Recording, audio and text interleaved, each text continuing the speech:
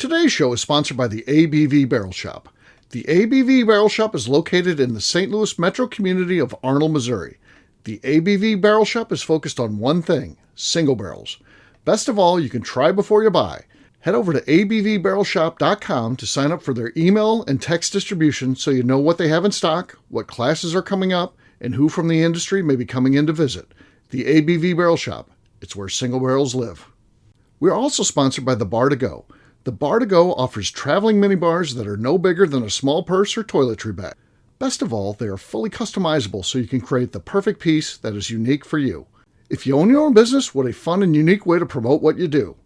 Check them out online at thebar2go.com. That is the number 2 in the Bar to Go.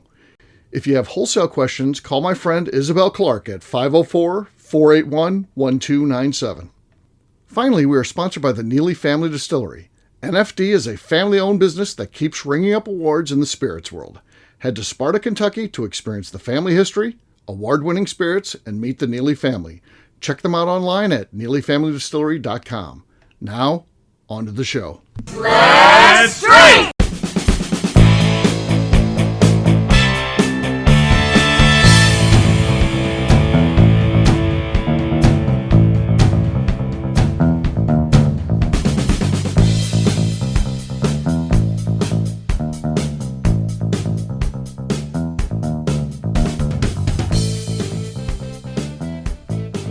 Welcome to the Bourbon Daily, the podcast about everything bourbon delivered to you every day of the week. Today we have a special show from the ABV Barrel Shop where we're sitting at the tasting bar getting ready to try for the first time Green River's 1885 bourbon, a product that they're looking to market to bars. So on-premise sales should be fun. We'll get to that after the break. But for right now, I'm Steve Akeley and joined by Darren McCroy. What's up, buddy? Nothing. What's up with you, Steve? Not much, man. Looking forward to trying this one. I think the key here is, this is, of course, targeting, bars, restaurants, things that serve that. Maybe even being their call brand, something that if you just go in and say, I want an old-fashioned, you don't tell them specifically what to make, they would use this product. So that's kind of what they're looking to do with that. And we're going to be tasting it today, not from the point because it's a cheap product. It's low end in terms of price. We're going to be looking at, is it good enough? Because we want to make sure we know that, how do you get a good cocktail? You start with a good base, right? Yep. So that's what we're going to be judging it on. We're not going to be sitting there comparing it to the best, finest whiskeys in our collection and the sipability versus that. We're thinking about, for a call brand, will this work or not? We'll get to that again after the break. Right now, Darren, you said there's something you want to talk about. What is that, sir? So as we're sitting here today on a day, I won't say what it is, we just finished St. Louis Bourbon Palooza. Yes. And I would I think we should talk a little bit about how great it was, because I think it was a fantastic event. Everyone I heard loved it. Everyone was very tired by the end of last night. Right. And I think that means a successful event. Yeah, I think that we have lightning in a bottle with this format and what we're doing. It truly is bourbon behind the scenes. It's offerings, it's things that you don't go to a distillery and you take their tour and they're like, oh, it's behind the scenes, we'll tell you a little bit of other stuff. No, these are things that are curated just for this event. Mm-hmm. If you go to it, right now, currently the format that I'm doing is there are 4 events in the morning and 4 in the afternoon. You get to pick 1 in the morning, 1 in the afternoon. That may be expanding next year. We'll see. We may have a couple other offerings as well as we look to grow this festival a little bit. State of Missouri wants me to grow it, by the way. So they do. This is on their radar. They want this to be a big thing. I don't know if I'm going to get there. I want to get where I can manage this and it doesn't become my full-time job. Yeah. I have to hire a bunch of staff and all that to do a once-a-year festival. And you don't end up like, what's her name that runs the Kentucky Bourbon Festival? Oh, yes. Yeah, has to run around all day. Yes. I like to do a festival where I can have some fun, too. Yeah. So, yeah, Stacy Pritchard is the Kentucky Bourbon Festival person. Again, she does a great job, but, man, her job during the festival itself sucks. Yeah. I mean, it's hard. So, yeah, I don't want that. I want where I can also spend some time talking to the people that are in and drinking and hanging out. So that's how I try to curate a festival. But I do think we can get a little bit bigger, and I think that we're going to try to do that. Mm-hmm. And it's pretty fun stuff. So, yeah. What from your perspective, what did you hear people talking about from the festival? everyone had amazing positive things to say about their experiences and stories and jokes that you're only going to understand if you were there, which is I think is really cool too. And so as kind of being the home base for the afternoon bottle party and people coming to different classes, I got to talk to almost everyone would come in here and have a drink or not have a drink, because some of them they got pretty good pours. They had enough drinking at the event. So, they're like, I'm just here to hang out. Their downtime was to recover a little bit. So yeah. So got to talk to everyone and just hearing everyone's different stories and who was with who, and everyone seemed to have a great time. Absolutely loved hanging out and seeing everyone. We had a bunch of people from out of town. Yeah. I would say probably 30% from the St. Louis area. Right, which is very cool. And that's why we're going to start keeping track of this stuff in 2025. We're going to have a log that for really every person that comes in here, I want to keep track. Where are they from? And if they're within past an hour outside of St. Louis, I think that we need to denote that it's from out of town, and everything counts to me in terms of true Metro St. Louis. But once you get outside of that, even our friends like Katie, when she's driving in more than an hour to get here, I think that counts as pulling money into the area that wouldn't be coming down here. There's not a scenario where Katie's going to get in the car and head down to Arnold to go to restaurants and stuff like that. So it's drive by 50,000 restaurants. Right, So what we're doing here is special. I just want moving forward, I want the city to know, because we talk about that stuff, but I want to in 2026 be able to say, here's what we did. By the way. Here's the people. Do we want to get one of those maps and have a display? Maybe. It's always a good idea. We just don't have room for it. Yeah. Maybe in the bathroom. There's a map in our bathroom. We got a concrete wall. We could put something on there. That's really about it in terms of major space that's available. But also, people go in there, so people will see it, and not everyone will see it. So it is a nice, hidden gem. It's a hidden gem. It's a hidden gem in the barrel shop. It's the bathroom. Yeah. So that's a possibility. So, we're having fun. It was a really great event. We got to meet some new people and things like that and see what they got going on. We had Magic Amanda here, which she was cool. Did you see any of her tricks? Yeah, she's good. It's frustrating. Frustrating. She's too good at it, honestly. That class that she did the other day, I was actually talking to her about it. I'm like, we should do one of those again. That was a blast. And do it as a date night and do it again. She's like, I have plenty of other big show tricks that I can do, too. I was like, so. Yeah, she did one trick that just stood out to me. It's she has the group, somebody from the group, tell her when to stop. She starts putting cards on. Tell you stop. You tell me. Shuffles the deck in front of you, all that, and then she's going through the cards, taking them out, and then she says, "You tell me when to stop," and then you tell her, and she shows everybody the card. She doesn't look at it, and then she divides it up into 4 piles, and then which is unbelievable. So she divides it up into 4 piles, and then she has one person say, "Do you remember what card it was?" She does other things too. She takes it, has the individual piles. She has them shuffle them. She has them then take some of the cards out of there randomly. They can decide which ones go out. They discard whatever ones they want. And they discard those cards, and then you're left with this final pile. And then she literally says, turn over. Do you remember what card it is to some person that are like, yeah, it was the 10 of hearts. They turn over the 10 of hearts as the top one on their pile. Everybody freaks out. Everybody just freaks out and goes wild. And then she's like, oh, by the way, turn over your top card. Turn over, it's the 10 of diamonds, 10 of spades, 10 of clubs. Yeah. All 4 piles have the 10 on the top. Yeah. How does she do that? I have no clue. I have no idea. I saw that happen. I saw that trick 3 times last night, and I'm trying to watch. I'm like, okay, I'm going to figure that. I'm not watching the cards at all. I'm watching her hands. I'm going to blow this thing up. No, I don't know how she did it. We had Matt Witzig over here, who's the master blender for Rye 3. And he was like, I'm not turning my card over. This is evil shit here. Yeah. This is some... He's like, that's good. I refuse. No. And he left. He walked away. And then she turned it over. And I'll be damned if she didn't have that card, too. Yeah, he wanted no part of it. He's like, nope. Not touching that one. And that's another amazing thing. Having him here for that last night. Every time I went next door, there was people huddled around him every single time. So this is the guy in this country, the guy who started the cigar blend. So, yeah. And not an Amberana, just Amberana, because it kind of Joseph Magnus, he was the guy. Everybody knows Joseph Magnus was the big cigar blend one. that was him making those blends. And, of course, that company got sold out, and he was part of that. He was part of the ownership of that. So he sells up, but he doesn't want to leave the industry. He's a young guy. He's younger than me. And so he decides he wants to keep going, and Kartik hires him from Rye 3, and he's doing all the blends for them now, which is amazing. He's awesome. He did a little blend for us out of the products over there, which was fantastic. So these are their finished products. He did a blend for us, just sitting around hanging out at the tasting bar last night. That's pretty cool, honestly. Yeah. So he's a neat dude. He wants to come on some of the shows. So and maybe he's just in the spirit of the moment. I'll have to call him and see if he does. But he wants to come on the Bourbon Daily, because we're basically doing the Bourbon Daily over there, because McNew was there, regular co-host. And she's in McNew mode. If you hang out with us enough, you know what that is. Or if you listen to the show, you know what that is.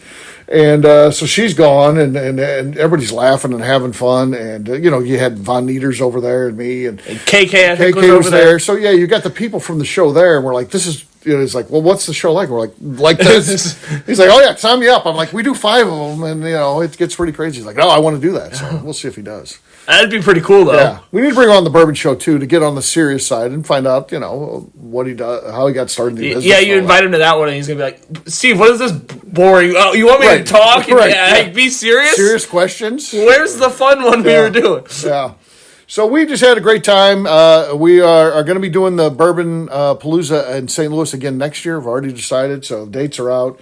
I'll be posting those. If you follow me, that'll be coming out soon. Right now, it's kind of to the inner circle, the crew club. But I'll always let them know first on anything. But eventually it'll get out there for everybody else as well. So not like we're selling tickets yet or anything like that. That won't be until... You're not ready to think about that. Summer. Who's going to be calling me is Glenn. Glenn calls me about everything. I'll be like, oh, this will be next... it's next October. He'll be like, those tickets go up for sale? One, please. He's super in front of things. Yeah. But, so that's good for him. So, all right. Better than being super behind things. Yes, it is. It is.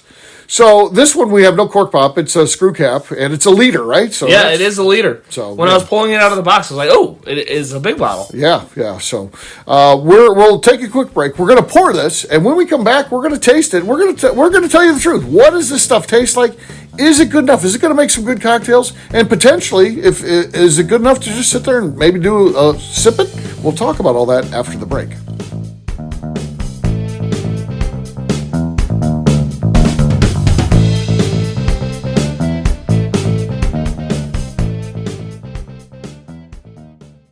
Okay, let's talk about the people that make these shows happen. First up is the Stave and Thief Society.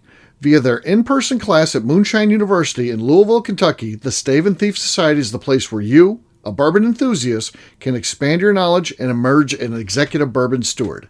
In 2017, I completed my executive bourbon steward certification. It's the most comprehensive bourbon certification available and connects you with an expansive network of bourbon enthusiasts and professionals. Check out the full listing of in-person and online certifications and join the society today by enrolling at staveandthief.com. Speaking of executive bourbon steward certification, the ABV Barrel Shop in St. Louis, Missouri has developed a unique partnership with the Stave and Thief Society to offer a preparatory class to assist you in getting your executive bourbon steward certification. This prep class costs only $25 and is available to take live or online via Zoom. Graduates of our class receive a coupon code good for 15% off your executive bourbon steward certification held in Louisville, Kentucky. This saves you almost $90. Additionally, you can collaborate with fellow attendees to split travel costs when you go to Louisville. If you're interested in signing up for the class, simply head over to abvbarrelshop.com and check out the classes and events page. Last but not least, we are sponsored by Neely Family Distillery. Royce Neely is the 11th generation distiller in one of America's oldest distilling families.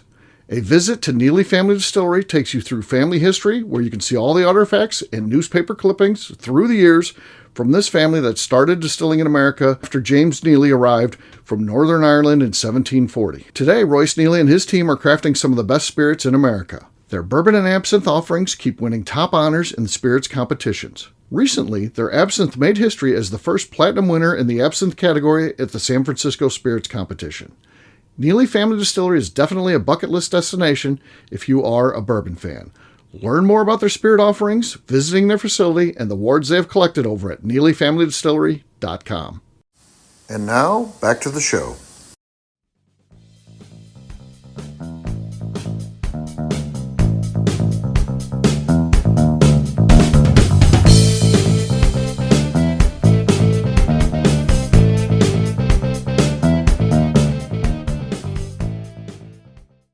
Hi, this is Rick Brenner, and you are listening to the Bourbon Daily. Shouldn't it be the legend? Maybe. All right, everybody, welcome back to the Bourbon Daily. It's Steve Akeley and Darren McCroy here at the ABV Barrel Shop Tasting Bar, where we're getting ready to try Green River's 1885 bourbon. What do we know about this, Darren? I'm talking about proof and anything else you might know. So I have found out more information than I thought I was going to. So it is 85 proof. Okay. It is 4 years old. Okay. That's pretty good. Yeah. And it has a mash bill of 76% local corn, 15% rye, and 9% malted barley. Okay. So high corn, high sweetness, but a little bit of that rye. I think that will play well in a cocktail. Our audience, of course, are super bourbon fan drinkers. They're neat drinkers, whiskey neat drinkers. They're also high proof, and they're like, why are you even talking about 85 proof? Well, if you're going after the bar trade, they don't want to make cocktails with 100 proof or 120 proof. You know why? Because, first of all, it's going to elevate the price of their drinks. Mm-hmm. And it's also going to mean people can drink less of their drinks. And so the more drinks you sell is actually how you make money as a bar, not the better drinks you sell. So an 85 proof rail bourbon is actually pretty good because most are going for the 80 proof. Mm-hmm. You know, your normal rails is going to be like a Beam White Label. And so this is 5 points above, which I think is a good start. So. Yeah. All right, let's see what we got here. It actually has a really nice nose for 80 proof. There's a lot of flavor coming through. There is. Very, very fruity on the nose. Maybe some fresh peaches there. Mm-hmm. Yeah, flavorful. Yeah. All right, let's give it a taste. Cool. Yeah, it's nice. I mean, it's really something. It's got to be. Do we know the mash bill? Did you say? Yeah, 67% corn, 76% corn, 15% rye, 9% malted barley. Okay, so you do get a little of the rye in there, and it does have a finish. It does stay with you a little bit here, and I think it would stand up in a cocktail, really, too. Yeah, I think that can definitely be the case. So. Yeah, I think they hit another home run. I think they did too. I should stop being surprised when Green River hits home runs. Right, they just do it repeatedly. But I was like, oh, this is going to be a bar thing. I don't know if I would ever drink this neat. I think I would. If I was 85 proof has a place if you're drinking it neat, and it's if you're going to be drinking all day. Right. I would not be mad if this is what I was drinking all day. Yeah, Becca Neely has always been a big proponent of, have your 80 proof that you like, because there are times when you're going to be drinking an extended amount of time, and you can't drink 120 proof all day long. It's just not going to happen. So. No. People learned that yesterday. Right. So, yeah, this is definitely a good thing. Really good stuff. Wish them great success with this. I think that there's some real opportunities there. They even have a call on it, make mine an 85, and so they're trying to get where you're asking for it by name. So that'll be interesting to see if they can reach into customers enough where they start asking for it by name, which would be pretty cool. But Green River's doing great stuff. Bardstown Bourbon Company, their sister company's doing great stuff, and I only look for more of these type of things to be coming out in the future. We'll wrap this one up as we always do by talking about where people can find us. Darren is on Instagram as Bourbon_Adventures, _Bourbon Adventures, right? _Bourbon? Yes, _. He had to get on that phone call, but I just kept the show going rather than stopping it. So, yeah, was that an important call? Yeah, it's someone signing up for a class here at the ABV Barrel Shop, which is another great place to find me. We're teaching. We have a class every day next week. So yeah, we have a lot coming up. So yeah, as always, so good stuff. For me, I'm an easy guy to find at Steve Akeley, Twitter, Instagram, or Facebook. I've got a website, steveakeley.com. We've also got a company website. That thing's abvnetwork.com. Check it out. Everything that we do is out there. We put all our previous shows, blogs, so much more, abvnetwork.com. Come by and see us, the ABV Barrel Shop, the place where you can try before you buy. And you never know what's happening here. We always got cool stuff going on. Sometimes we're even doing podcasts. We might have you sit down at the bar and join us. So that's a pretty neat thing. Mm-hmm. And, of course, you want to get involved in the show, give us a 5-star review, leave comments. It helps new people find the show. That's very important to us. And last but not least, head over to patreon.com/the ABV Network to see what we have going on Patreon, where you truly can get involved and be part of what we are doing. That's it for today. Of course, we'll have a brand new show for you tomorrow. Looking forward to that. Until then, take care, everybody. See ya. Bye, y'all. Peace.